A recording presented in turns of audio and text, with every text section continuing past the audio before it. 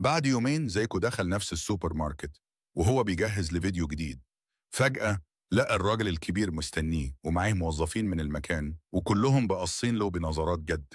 الراجل قال له بهدوء بس بنبرة حزينة: تعالى هنا يا ابني، احنا شفنا الفيديو اللي عملته وعرفنا انك انت اللي بدلت العلبة.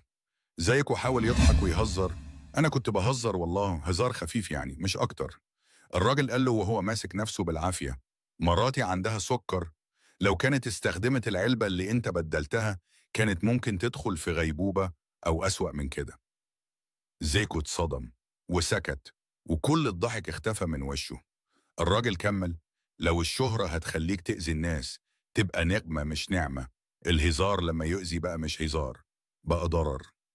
زيكو خرج من السوبر ماركت وهو تايه، حاسس بالذنب والخجل، مش قادر يبص في عيون الناس. بالليل قعد لوحده وفكر في اللي حصل وقرر يعمل فيديو جديد مختلف عن أي فيديو عمله قبل كده.